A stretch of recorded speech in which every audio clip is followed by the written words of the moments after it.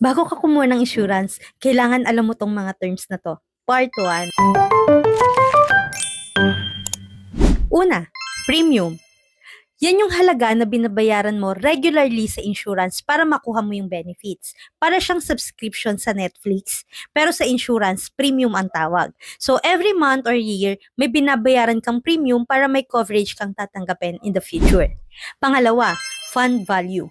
Applicable ito sa mga VUL or Variable Universal Life Insurance or yung insurance na may investment. Ito yung halaga ng pera mo na nakalagay sa loob ng investment part ng insurance mo. So kung malaki ang kita ng investment mo, tataas ang fund value mo. So parang savings na may interest pero mas secure. Pangatlo, endowment benefits. Applicable ito sa mga traditional plan. Ito yung mga benefits na matatanggap mo at your policy's maturity date. Like a lump sum amount with dividends or yung big amount na nakuha mo after ilang taon na nagsisave ka. Pwede mong gamitin sa retirement, pang start ng negosyo, o kaya sa mga importanteng needs mo.